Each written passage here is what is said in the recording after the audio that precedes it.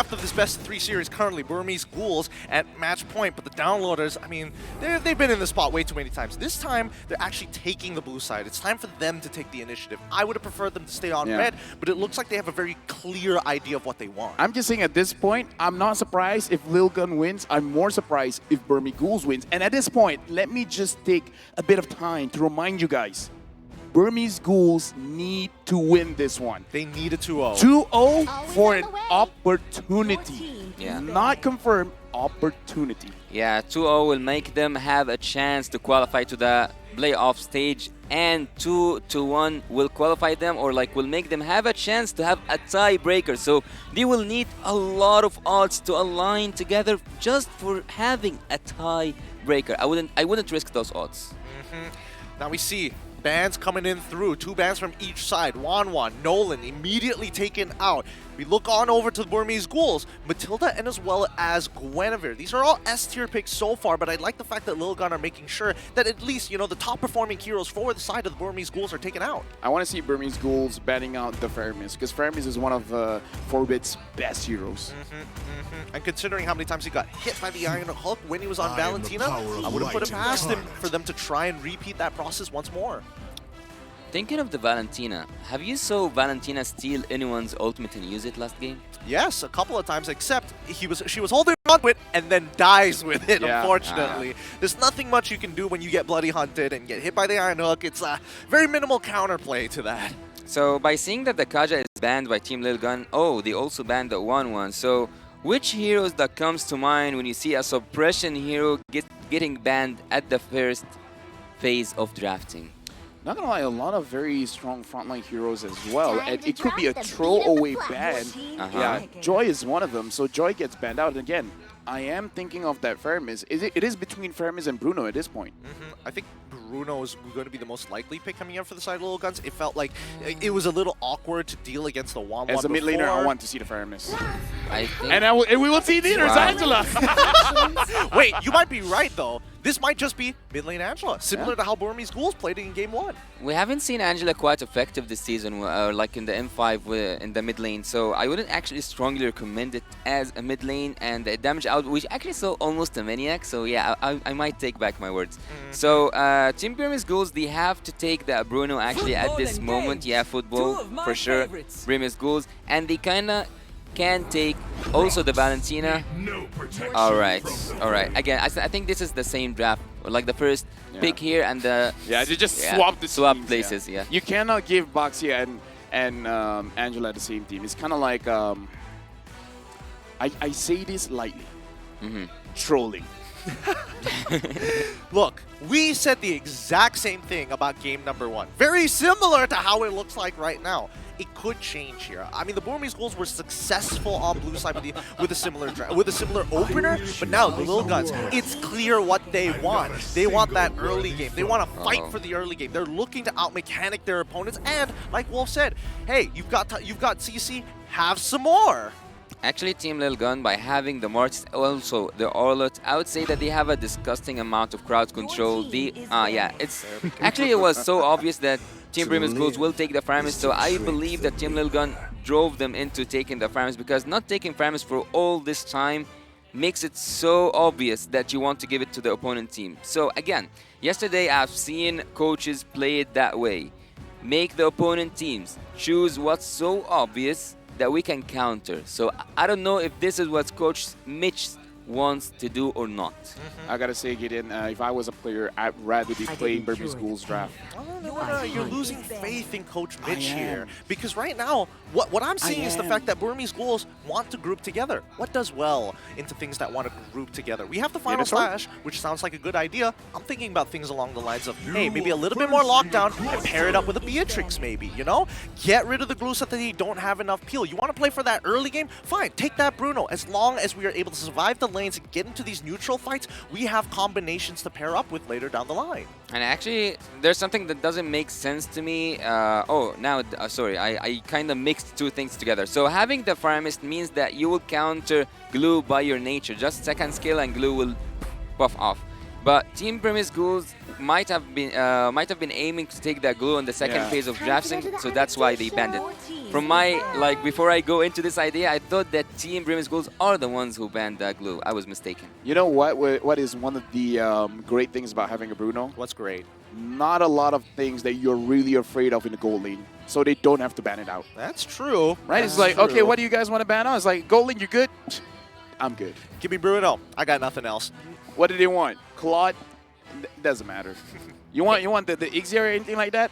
Okay, that one hurts a bit, but I'm hoping for my team to cover for me. I was just about to say, if you have an Ixia with Team Lil Gun right now, it will make so much sense. Here's the thing. If I'm not mistaken, the only time Lil Gun used the Ixia, they lost against Keep Best Gaming. Yep. Yeah. Horology is my craft. Yes. This is what I'm talking about, right? It feels like Coach Mitch, he's slowly closing in on it. He wants the Burmese Ghouls team fight.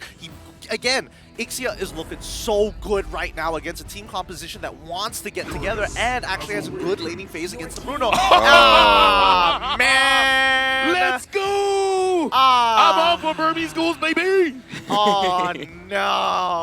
Uranus! Why do they have to tarnish the record? Why does Shadow play all the annoying EXP laners? Hey, at this point, Lil Gun needs someone to burst those tanks. Are we looking at something like a carry? A carry. I mean, even carry, let me make this clear. It's very difficult going up against this draft. I It agree. is very difficult. But I would yet suggest a carry, because you have the hard guard, you have Angela, she can watch your back, and also you have really good amount of crowd control here, so a carry would make sense. But more crowd control. Wait. But they're very tanky. Wait, what's happening here? Yes. Arlet Roam? This is exactly what I want to see. Arla goes into the roam, you're able to kind of make that impact in the early game, because again, Arla doesn't need to babysit, he just needs to show up. What if there is a mid? Who used it? Rosa was Rosa. it? Rosa, right? The Thorn Queen. The Thorn Queen. It makes me nervous, but you can definitely see the idea here. Punish the team that wants to gather together. Look for smaller skirmishes across the map, whether you're using your global ultimates or at the very least just showing up with stuns. The same problem occurs again for me. Yo! Oh, the OG is here. But the same problem still appears for me is that Team Lil Gun don't have any magical damage that can be mentioned. If Team Burmese Ghouls focus on the defensive items, they can take care of the Beatrix easily. Of course, but that's under the condition that they don't end the game early. And I think that's what Lil Guns want to do. When we saw that Martis, you know they want to play for the earlier stages of the game. You know what? In my head, I was even thinking of, instead of a Tigreal, just pick up an Estes. The Netherrealm? Ouch. The Netherrealm having an Estes, having a Uranus? This Abaxia. game will end tomorrow. Where do we draw the line when it comes down to health insurance? There's no line. There's no line? is a myth. Double the health insurance, double the premium, extra bonuses all around. I'm looking at these team comps and I'm already nervous as we get into the second match here of this best of three. Currently, the Burmese Ghouls on the red side are a point up on the Little Guns, who have been downloading all of game number one to look for the comeback of a lifetime. The reverse sweep kings themselves might just be stopped here on the blue side. Let's get right into the game here at Land of Dawn. Team Lil Gun are about to make history if they continue on doing those reverse sweeps. Ever since the wild card, they have been losing the first game and making that reverse sweep possible. So far, at least, in normal cases, I wouldn't say that, but so far, so good for Team Lil Gun. I gotta say, Nico is clearing the jungle way faster than Zexora, just because having the Bruno do a little bit more damage on the orange buff. So just, you know, again, just the first 3 seconds, but I kind of feel like Burmese Ghouls are on a good track. They are on a good track, and I think, you know, Burmese Ghouls made the right decision of saying, you know what, we don't really want to contest for the Lethal Wanderer. I want to instantly invade you. That's what I want to do, and that's where you see the Baxia instantly move down into enemy territory. I'm looking at Tigreal, a lot of movement speed here. Yeah. He doesn't want to stay in his lane. Okay, I think he wants to match the Arla this time then. Yeah, actually, in terms of the junglers, they are now mirroring the map. Both of them are going for the same exact thing, just on the opposite side of the map. And that indicates, Nico is also in his comfort zone. He's playing the Baxia, so he's playing the utility hero. And, they caught him? Hard. Nico has been making some really good decisions here, right? Ethan, he wants to check for the Korbald camp. Yep, and right now, Ethan still surviving quite well. Burmese Ghoul as well as Team Lilgun in the early stages of the game. It looks like they're just testing each other. See, like, what do you guys want? Do you guys want to go for it, or do you guys actually want to play it safe? I'm actually now kind of curious. Why Bebex is always losing a 1v1 against Stitch? We can see here that Stitch, for the second time in a row, he's ahead in gold, also ahead in lane, clearing faster, doing everything. I think that the Beatrix in the early game is really good in clearing the waves, but is it like, is it inevitable to lose against the Bruno? Bruno is the king, man. Bruno just wins the lane straight out. The only one that can really contest is Ixia and Brody. Yep. And even Brody, there's a limitation to it, unfortunately, right? There are conditions that need to, yeah, it's a skill matchup, right? Very, very volatile. But now, let's see this very first turtle here. Zixora immediately on it. Yep, right now, Shadow frontlining for the team already gets level 4. Turtle secures by Zixora, and Lina is going to get taken down. First kill, first decimate goes to Zixora, and now he's looking for Shadow. Double kill for Zixora. The first win condition for Martis achieved below 3 minutes. Oh, that's got to be frustrating. Like, Lina was trying to get that Netherrealm off, but the penalty zone change just kept canceling the animation. Team Lilgun are just back on track, 2-0 early game advantage, and now they are catching up to the momentum. They are living to their own myth of losing the first game and then dominating that rest of the game. Stitch, as I told you, he is winning the 1v1 battle, and when his team was fighting in the turtle, he was also winning on the top lane, which is quite interesting because he won. He won against the Bruno with the 1-1, and now he's winning with the Bruno against the Beatrix. Oh, now Ethan face checking onto Stitch. Stitch able to survive. Ethan's the one taking quite a lot of damage. Stitch takes him down. A very good kill for the... Oh, but wait! Flickers an implosion into Zixora. Double kill. Is that a triple? It's a triple for Stitch. Oh, really good call there. He sees the Bennett's Ridge come out, instantly flickers into the bush to try to make something happen. And again, this is a big risk. He wasn't sure how far away the Beatrix needed to be alongside that river bush to get that off. And now Stitch, not only is he winning the lane, but he's about to crack this tier 1 and dominate this lane. That's what you need to see from Tigreal. Since day one, he always flips everything around just with a flicker ultimate. That's all it takes. Oh my god. Oh my god. Team Burmese Ghouls are back now in the game after losing the first tilter. After losing the lead, they are now back in the driver's seat. But looking at Bruno, things don't look so bright for Bebex, having the Has Claws, having also the speed attack shoes. On the other side, Bebex is lost into his items. I don't know what he's building no more. Gentlemen, let me just tell you, Forbid gets caught, Forbid gets knocked off. Forbid is able to survive for now. Ethan, good final slash on the Shadow. Forbid survives. And I don't know about you guys, but I'm a very forgetful person. I really hope Moonton give Bruno a skin, because this M5 is doing very well. No, I want Arlet to get a skin. He deserves it as well. Okay, you know what? Give Arlet some love. You know what? It's more possible for me to use Arlet mid, so let's go with that. I'll take it. I'll take it. I'm down for it. This next turtle is already up, and both teams, they've already started to gather. Ethan hoping to instigate war. Oh, very good clapback. Nico gets pulled back just a little bit. Lina still has the Netherrealm. Will use it there. And looks like Nico is the one actually securing the turtle for himself. And BlinkX, very good engage coming in. Shadow gets a kill. Nico gets a kill. This does not look good for Team Lilgun. Even though Forbid gets a return onto BlinkX, but that's not worth it. Yeah. No matter how many shots Team Lilgun are throwing towards the side of Team Burmese Ghouls are now back on top. Oh, they are still pushing. Yeah, right now, Burmese Ghouls, just like Gideon said, their idea is to end the game as fast as possible. I would say what you said is true for both teams. Let me just say that. Lafalia said the last game that having a Bruno as well as the Baxia is kind of a shame to not to win the early game. To not win the early game. Yeah, to not win the early game. Now they are proving you right. They are winning the early game by all means. Not gonna lie, having the Faramis as well, for the first 2 days, it was a 100% win rate. Yeah, this is a with the Bruno, it was a duo, right? Yeah, this is a deadly draft, and now Ethan. Implosion coming in from BlinkX. Isaac tries to save the team with the penalty zone. It looks like it's working. Isaac gets the first kill. Lina has to go away. Stitch still doing free damage on the backside. Shadow comes in. Shadow wants Isaac. Isaac still survives. Zixora able to help his team out. That would have been so deadly. Good save coming in from Aizen. Huge save coming in from Aizen. I mean, you could see the idea. The Burmese Ghouls wanted to ice pick their way through Team Littlegun and push them, and they even got an amazing implosion to push them out of turret range, and they still couldn't close them out. Taking a turret after a turret, taking a kill after a kill. Stitch is just living another Stitch day. Shadow, Shadow is top. Yeah, right now, Lina looking for an opportunity to use the Shadow Stampede to catch Team Lilgun. I believe even Lilgun did not expect this kind of game to happen in the first 7 minutes of the game. Burmese Gold is securing 1 kill per minute. Yeah, right now, I think, again, this is just showing you the value of the Tigreal in this lineup, right? He's got a passive that basically works like anti-cuirass. How many shots does Bebex have to put into him before he goes down? It takes way too much time, and that's even before he starts getting some relevant items to make this even worse. So previously, we were talking about, hey, they don't have magic damage, right? Tigreal is just going to emphasize the fact that, all right, it's not like you have any difference in diversity in your damage. I'm going to punish you for it. Right now, good implosion by BlinkX. So far, just to make sure that they get the turtle, but looks like Aizen's going to get caught. Penalty zone trying to survive. Unstoppable from Stitch. Burmese Ghouls at this point, their damage is too much for Team Lilgun. Shadow.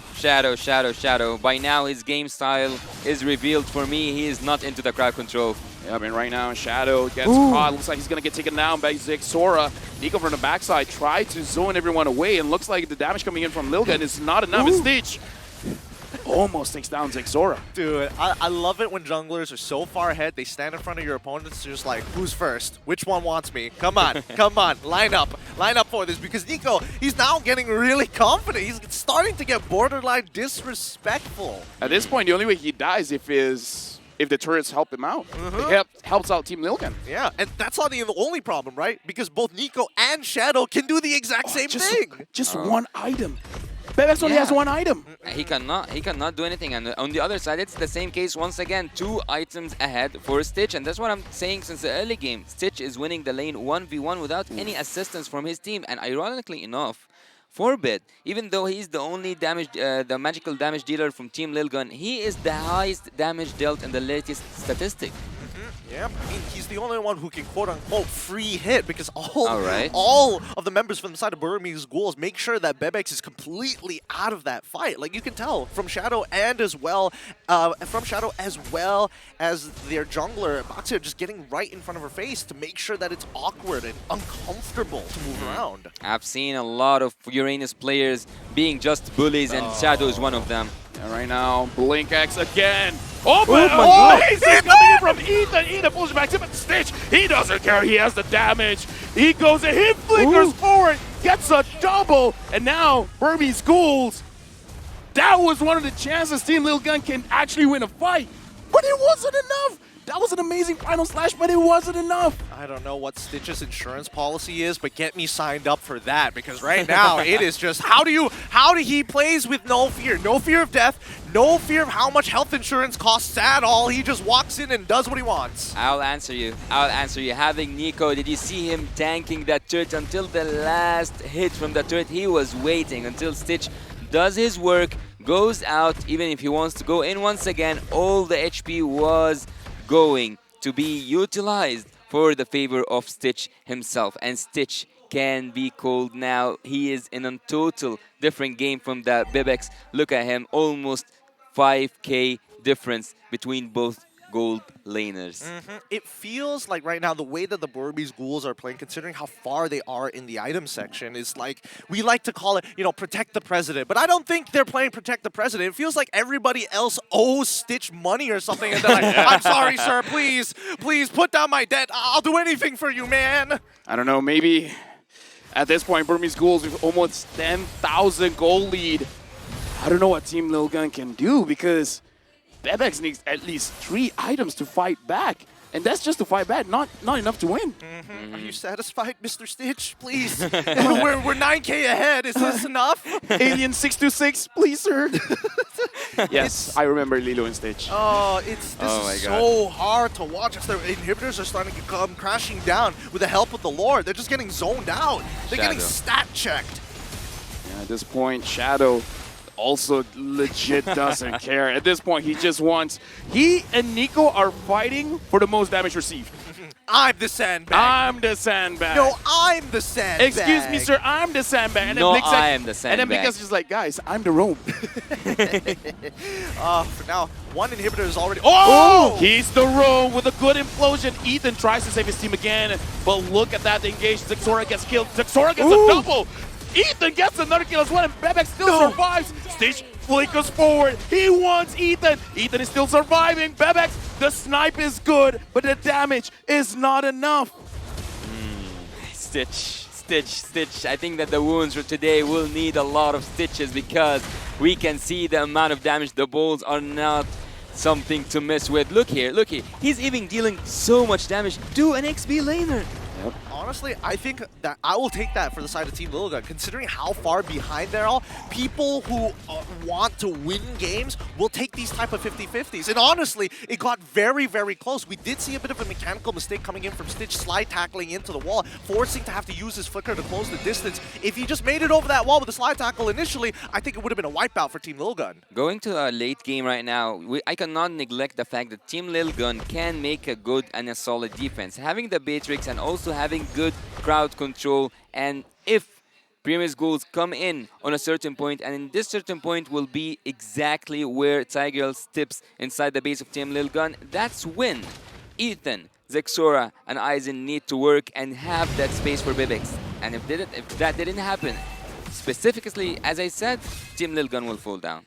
It's about the counter-engage coming in from the side of Team Lil Gun. I mean, if it's not Aizen, then it's Ethan who has to find a way to kind of create that space. Now, as Burmese Ghouls, they're going to sit on this Lord. We've seen this type of oppression before. Whoa, okay, Nico, let's calm down for... Oh, Shadow wants to be sandbag in material too. Yep, going straight for Bebex. Bebex completed the third item, so Bebex is a legit problem at this point. Right now, they're throwing everything at the kitchen sink onto Shadow. Aizen using the penalty zone as well, and Shadow still survived with the Netherrealm. Link X, I'm pretty sure he's just waiting for that one opportunity to just flicker forward. He does! Implosion onto 4, pushing everyone back. Bebex is still free, hitting from the side. Shadow is able to escape. 3 items on Bebex, still not enough. I wish we could get the mic check for Burmese Ghouls because Stitch was working on the Luminous Lord while the rest of the team was running it down on Team Little Gun. And eventually Stitch was like, actually, that looks like kind of fun. I want to be part of this as well. And because he wanted to be a part of it, he left that Lord. He didn't take it down until the last breath.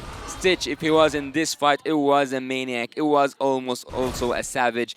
Burmese Ghouls are so far ahead in game, and Team Lil Gun have to make one more solid defense, because with one more solid defense, they can get back into the game actually. As I said earlier on, physical defense from the side of Team Burmese Ghouls can deal with Bebek's damage, but so far Bebek still doesn't have the damage enough to threaten Burmese Ghouls. Now having the Demon Hunter Sword onto stage as well. Aizen was already taking a lot of damage. But it looks like Steve's like, nope, not enough. I'm going to do a little bit more. The Lord marches in, and Blakex from behind catches Bebex. Bebex gets taken down. Burmese Ghouls will end this game. They don't care anymore. They drop Lil Gun 2-0. The hope for Myanmar still alive as they beat Lil Guns 2-0, making sure that their group stage run has a possibility, a chance, an opportunity to make it to the knockout stage. Team Lil Gun. Now the history is not going to say they are now, the history will say that they are now done with making any more. 2-1 reverse sweep, no more. Shadow said it at the beginning, 2-0 for Team Burmese Ghouls, and that's what just happened. Apparently the download was interrupted. Something happened with the internet connection, but Burmese Ghouls just like, yeah, you guys aren't going to do this shenanigans anymore. We're stopping you. This is our opportunity to go to the knockouts.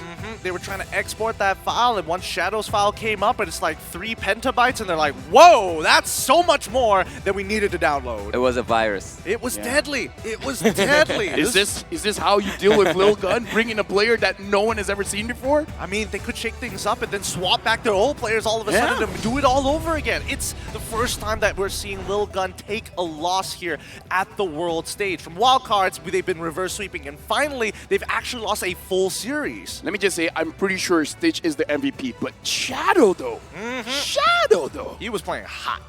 Yeah, yeah. You liking the Uranus? No, not at all. Not at all. Why? Why? I respect your conviction.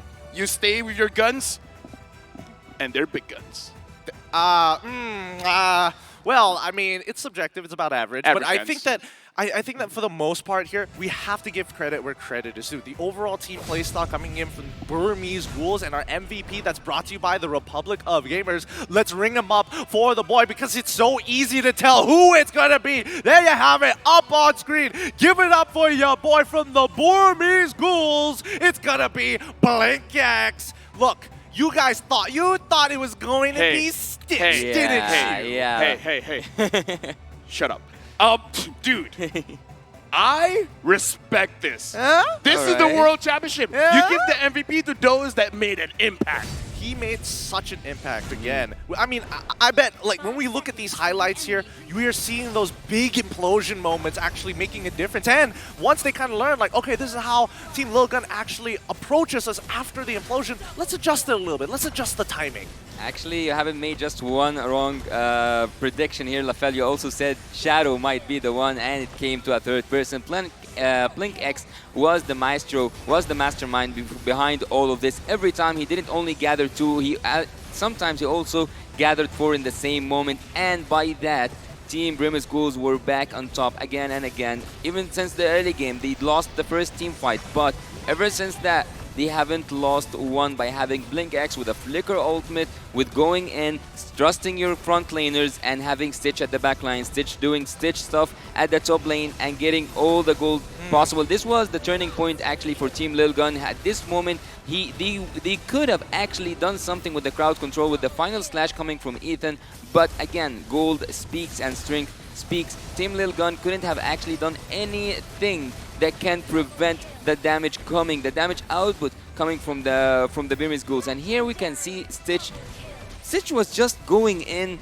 and dealing a lot of damage that at some point you weren't able to even imagine or to reflect or to have any kind of response to it. No Wind of Nature, nothing could have helped you from the balls of Stitch. Yep, they just got stat checked all the way through, right? Every single time you're like, oh, do I have enough damage? They have too much armor. Do I have enough utility to make it through? Unfortunately, you don't have the levels to back it up. The base damage is all across the board. I think that Lil Gun, they had answers to how to approach the Burmese Ghouls. They just didn't have the gold or the numbers in terms of attack damage and, most importantly, armor penetration to get through them.